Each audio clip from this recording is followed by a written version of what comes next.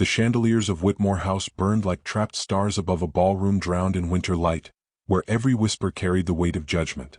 Lady Eleanor Ashcombe stood at the edge of the marble hall, her gloved hands resting over the faint curve of her unborn child, while society's laughter sharpened into something crueler than silence.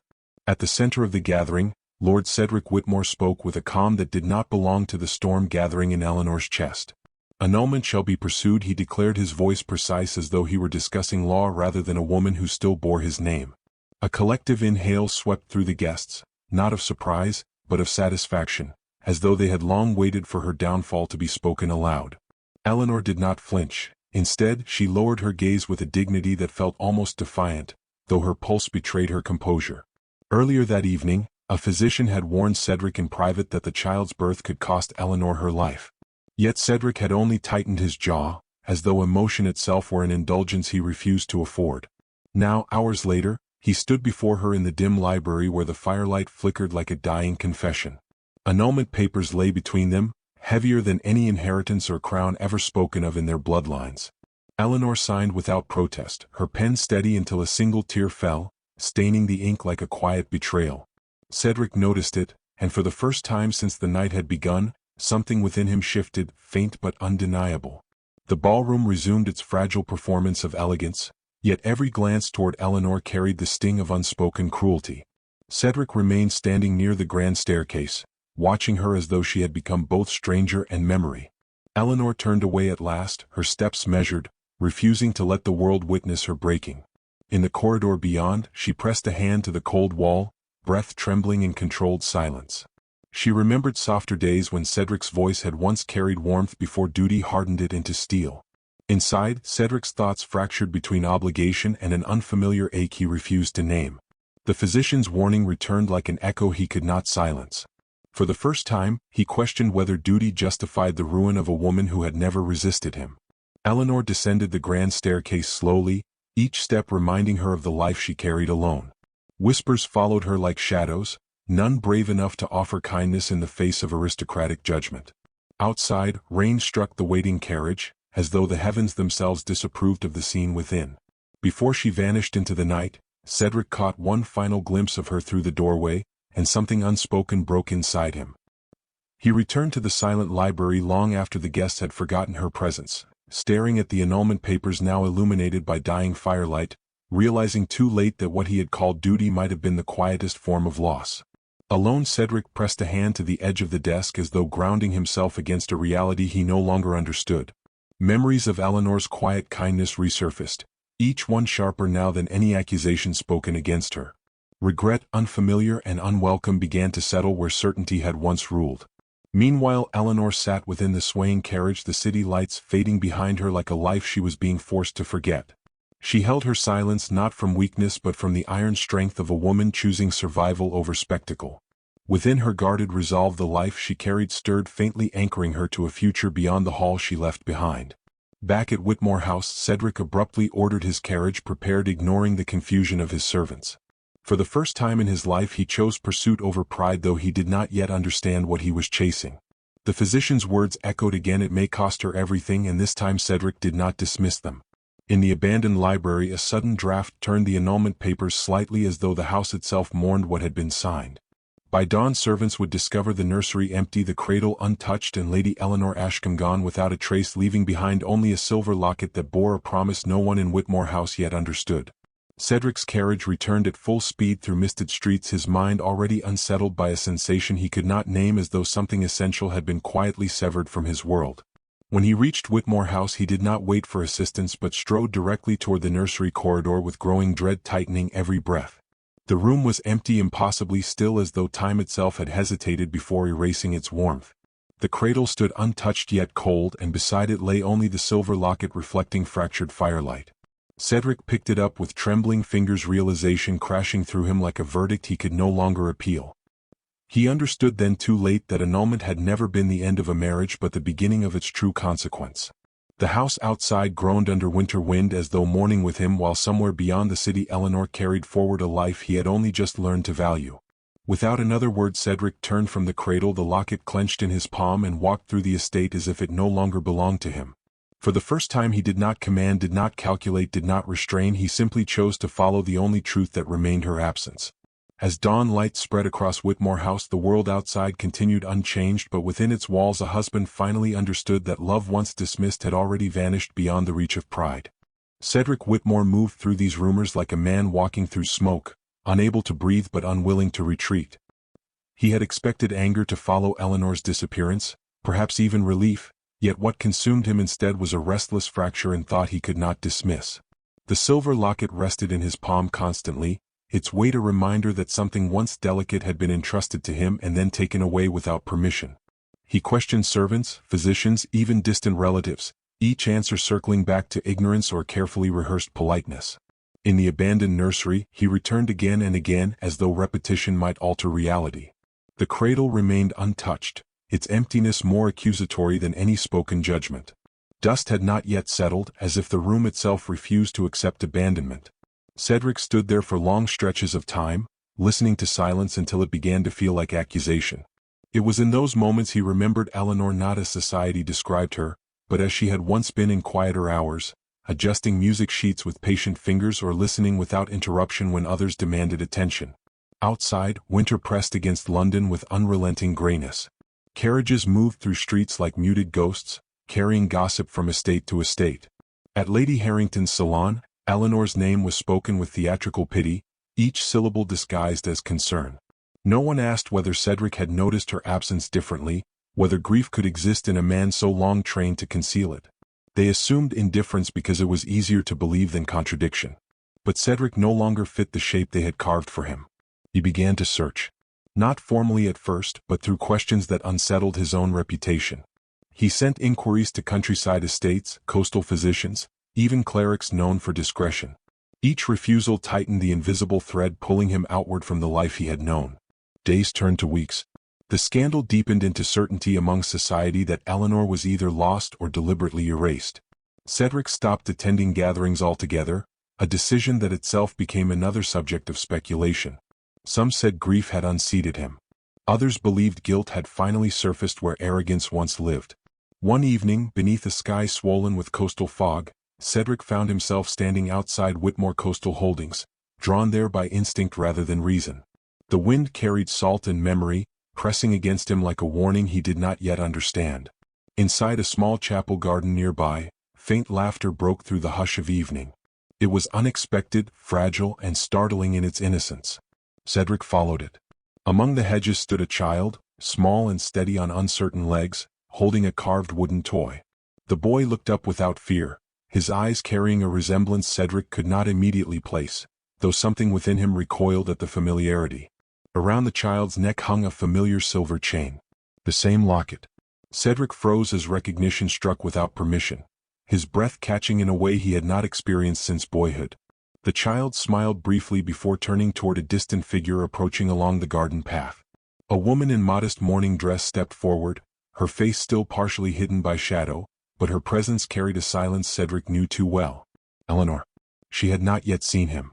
And in that suspended moment between recognition and revelation, Cedric understood that whatever truth had been buried in London was now standing only steps away, breathing, living, and entirely beyond his control. Cedric did not move as the wind pressed through the hedges, filling the silence with a restless urgency. Eleanor knelt beside the child, smoothing a strand of hair from his forehead with a gentleness that tightened something deep within Cedric's chest. The boy laughed again, bright and unburdened, a sound that made Cedric painfully aware of time he had lost. In that moment he understood the resemblance was not coincidence but truth shaped into form. Eleanor rose slowly, sensing him before she fully turned. When their eyes met, the garden seemed to still, as though even the wind held its breath. She did not falter. Instead, she met him with a steadiness born of distance and endurance. Cedric stepped forward once, then stopped, uncertain whether proximity still belonged to him. The child clutched Eleanor's hand, unaware of the fracture widening between the adults. Cedric's gaze fell again on the silver locket resting against the boy's chest, its presence undeniable, its meaning heavier than accusation. Eleanor spoke first, her voice calm but edged with finality. "You should not be here, my lord." Cedric felt the title cut deeper than anger. "I came because silence was no longer bearable," he answered quietly. A long pause followed. In it, the child looked between them, sensing tension without understanding it. Eleanor's hand tightened protectively, grounding him in a life Cedric had not witnessed forming. Cedric looked at the boy again, and realization settled with unbearable clarity. This was not rumor or possibility. It was consequence made flesh. Eleanor finally spoke once more, softer yet unyielding. "If you seek comfort," she said, "then you have come too late for what comfort would have cost." Behind her words lay a truth Cedric was only beginning to understand, one that would either shatter what remained of his name or bind him forever to the life he had once abandoned without regret he no longer could deny itself. The cottage by the sea stood where the land broke open into wind and salt, a modest structure of pale stone softened by climbing roses that refused to surrender even to winter. Waves struck the cliffs below in steady, unrelenting rhythm, as though the ocean itself remembered every sorrow ever spoken along its edge. Inside, Eleanor Ashcombe moved quietly through rooms warmed by firelight and restraint, her life now measured not by grandeur but by survival shaped into grace. Each morning she rose before dawn to teach music to village children, her fingers once trained for aristocratic salons now guiding simple melodies that carried warmth instead of judgment. Her son played nearby with wooden toys carved by local craftsmen, unaware that his laughter carried the weight of a past he had never been told to inherit. She had believed distance would be enough to bury the world she left behind, yet on the morning Cedric Whitmore arrived, the wind itself seemed to shift with recognition. He stood at the edge of the coastal path, coat darkened by sea mist, posture still composed yet no longer unbreakable. Years of command had carved certainty into him, but uncertainty now lingered beneath his eyes like something newly discovered and not yet understood. Eleanor saw him before he spoke, and in that instant every carefully constructed piece within her tightened into fragile awareness. Cedric did not enter immediately. He watched the cottage first, as though attempting to understand a life he had not witnessed forming. When he finally stepped forward, the door opened before his hand reached it, as though the house itself had anticipated confrontation. Eleanor stood there, framed by firelight and restraint, her expression neither welcoming nor hostile, but unmistakably resolved. "You should not have come," she said quietly, though her voice carried no tremor. Cedric answered without hesitation. "I had no other place left that felt honest." The words lingered between them like something unfinished. Inside, the child looked up from the floor, sensing tension without comprehension. He approached Cedric with open curiosity, small hands clutching a carved boat. Cedric knelt slowly as though movement itself required permission, and for the first time met the child without disguise. The resemblance struck him not as confirmation alone, but as consequence made visible. Eleanor did not interrupt.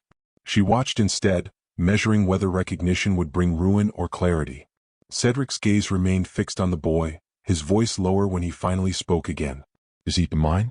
The question did not demand confession, it demanded truth. Eleanor turned slightly away before answering, as though the act of speaking required distance from memory. "He is yours by blood," she said. "But not by claim. Not by the life you once chose to abandon in silence." Cedric absorbed the words without defense. For once, he did not correct, justify, or retreat into inherited certainty.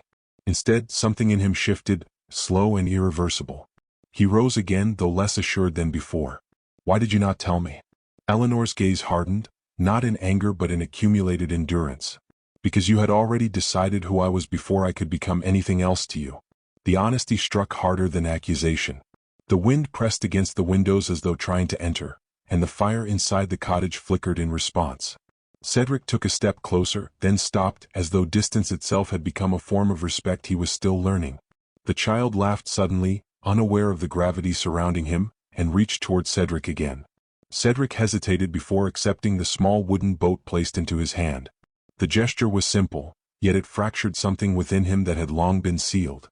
Eleanor spoke more softly then, though her restraint remained intact. "I did not leave because I ceased to care. I left because I refused to let him inherit a world that would call him shame before it called him son." Cedric's breath tightened. For the first time, he understood that silence had not been absence, but protection shaped through sacrifice. The realization did not absolve him, it deepened the weight he carried. He turned slightly toward her, voice quieter now. "I thought duty justified distance. I see now it only delayed understanding." Eleanor did not respond immediately. Instead, she studied him as though searching for truth beneath transformation. Years had changed her, but not softened her resolve. "Understanding does not undo what has been lived," she finally said. Cedric nodded, accepting rather than resisting. Outside, the sea continued its endless rhythm, indifferent to human reckoning. Inside, something fragile began to shift between them, neither reconciliation nor forgiveness, but the beginning of acknowledgement. Silence settled inside the cottage like a fragile truce neither of them fully trusted. Eleanor exhaled slowly, her gaze still fixed on Cedric, as though measuring whether time itself could be rewritten by presence. Cedric did not move, holding the wooden boat still in his hand, as if it anchored him to something he had only just begun to understand. The child wandered back toward the hearth, unaware that the world around him had begun to tilt in ways adults could no longer conceal. Eleanor finally spoke, voice softer than before, yet weighted with caution. "Whatever comes next," she said, "we do not allow the past to decide for us." Cedric nodded once, though uncertainty still lingered behind his eyes like a tide not yet withdrawn. Outside, the wind pressed harder against the windows, carrying distant sounds from the village road, as though something approaching refused to announce itself clearly.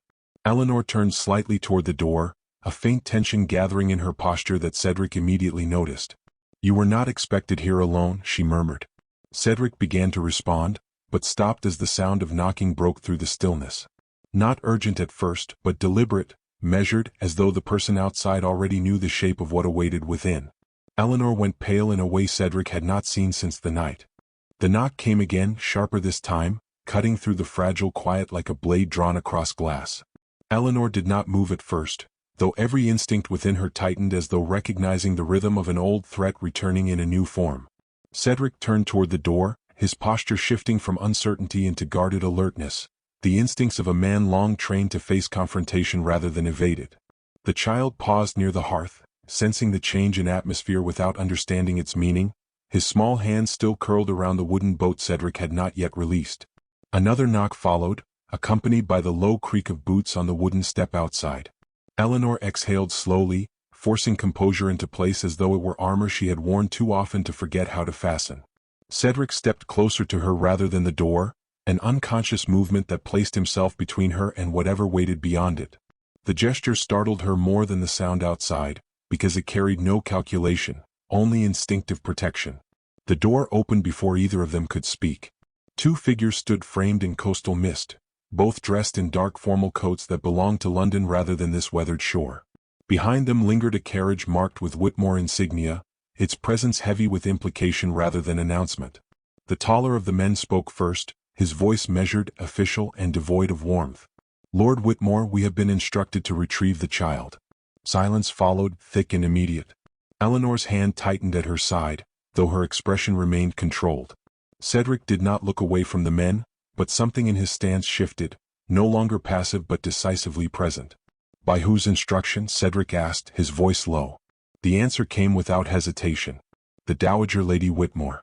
A name that did not need introduction settled inside the cottage like a shadow finding its shape. Eleanor closed her eyes briefly, not in defeat, but in recognition of inevitability she had always prepared for but hoped to avoid. Cedric's jaw tightened, a visible fracture forming between inherited authority and chosen conviction. "The child is not an object to be retrieved," Cedric said firmly. The second man stepped forward slightly, producing a folded document sealed with wax. "Legal guardianship remains with the Whitmore estate until formal recognition is ratified," he stated. "The arrangement made at birth was never annulled in full authority." Eleanor's breath steadied, though her gaze sharpened with restrained intensity.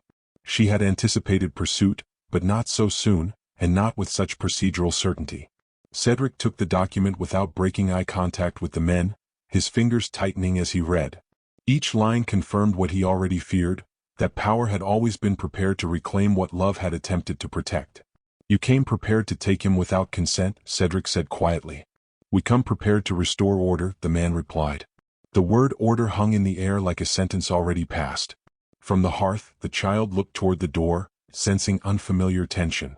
Eleanor moved instinctively toward him, placing herself between him and the entrance without hesitation.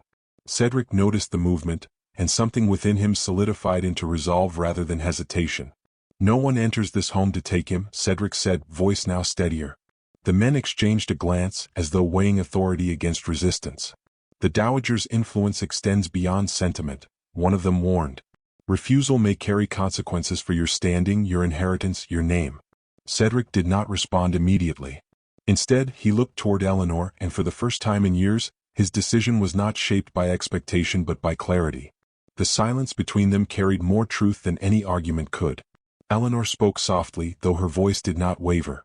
"You do not need to destroy yourself for what I chose to protect." Cedric turned back to her, and something in his expression softened into certainty rather than doubt. "Then let it be known clearly," he said, "that what you protected is what I now refuse to lose." He stepped forward, placing himself fully between the doorway and the interior of the cottage. The wind pressed harder outside as though reacting to the shift within. The men straightened, sensing that negotiation was ending. "Tell the Dowager Lady Whitmore," Cedric continued, "that her authority ends where my son begins." The words struck with finality. Even Eleanor looked at him differently then, as though witnessing not transformation alone, but irreversible choice. The child, unaware of titles or consequences, moved closer and wrapped his small hand around Cedric's coat. For a brief moment, nothing moved. Then Cedric placed his hand over the child's, anchoring himself to the reality he had finally chosen without reservation.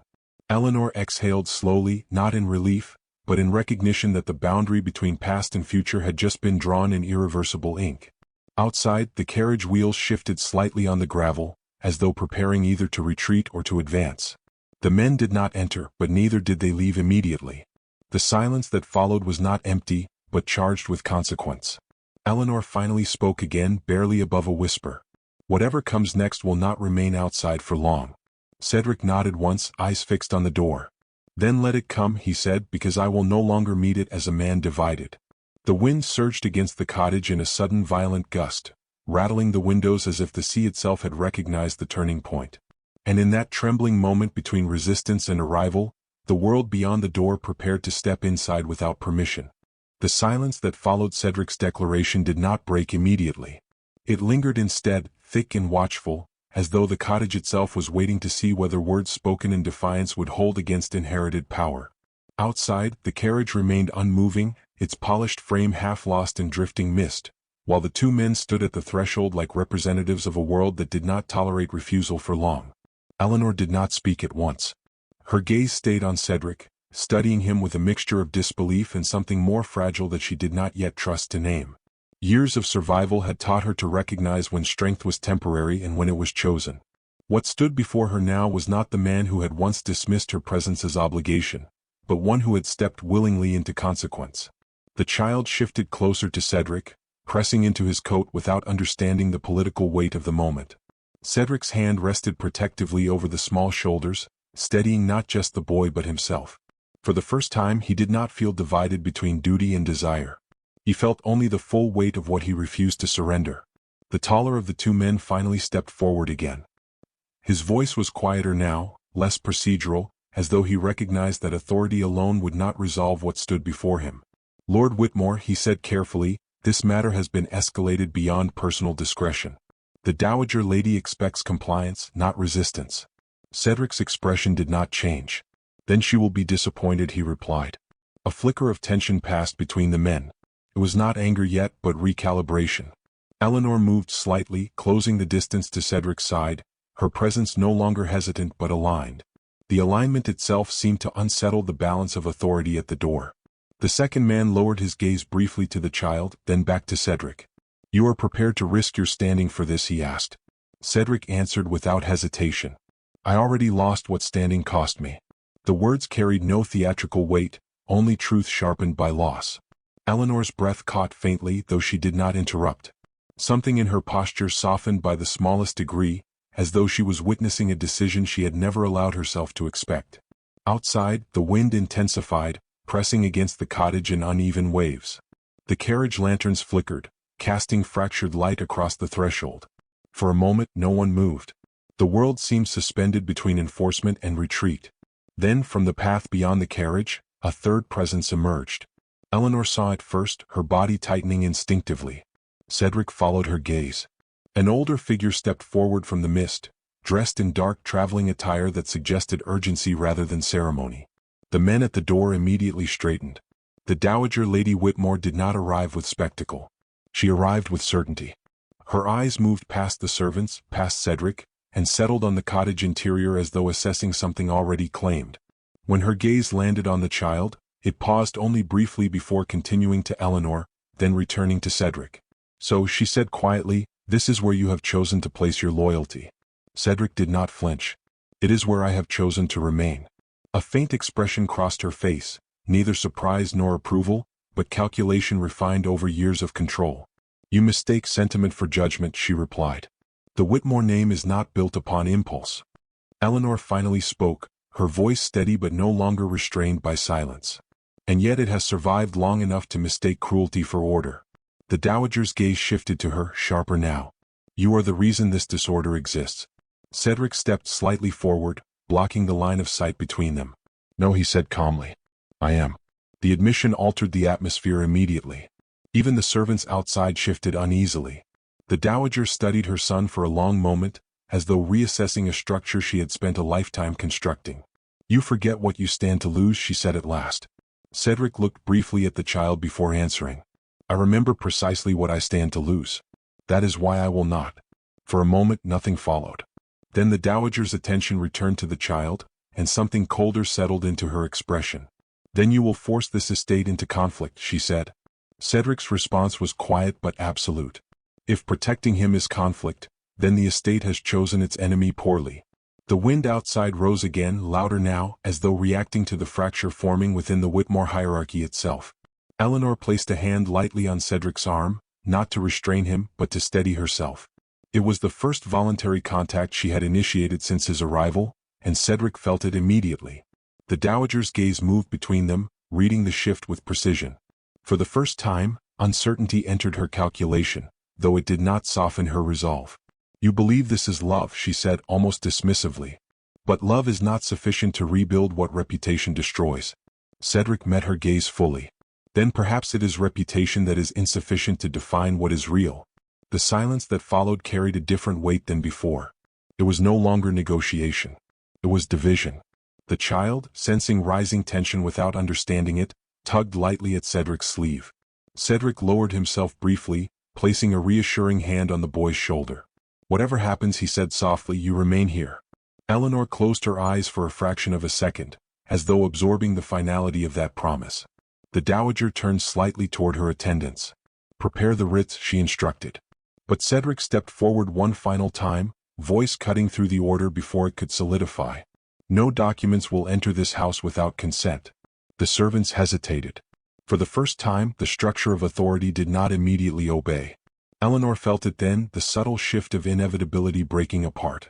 Not resolution but fracture. Not peace but transformation. The dowager's eyes narrowed, recognizing what was slipping from control. Then she spoke, not to Cedric but to the space between them. "You have chosen your side." Cedric did not hesitate. "I have chosen my son." A pause followed, deeper than all previous silences combined. Then the dowager turned away, her coat moving with controlled precision, as though refusing to acknowledge the fracture she could not immediately repair. The servants followed her slowly, uncertainty in their movements now unmistakable. The carriage began to turn. But before it departed fully, the dowager spoke once more without looking back. "This is not concluded," she said. Cedric answered without raising his voice. "It already is." The carriage moved down the coastal path, its lanterns fading into mist until they disappeared entirely. Only then did the cottage seem to exhale. Eleanor did not move for several seconds. Cedric remained still, the child pressed against him as the sound of retreating wheels dissolved into the sea wind. Finally, Eleanor spoke, her voice quieter than before, but no longer uncertain. "They will return." Cedric nodded once. "Then we will be here." She looked at him then not as the man she had once lost, but as the man who had chosen to stand in the place where loss might begin again. For the first time she did not see only danger in that choice. Outside, the sea continued its endless motion as indifferent as ever. But inside the cottage, something irreversible had already begun to take shape, not as victory, but as defiance that would no longer yield to silence.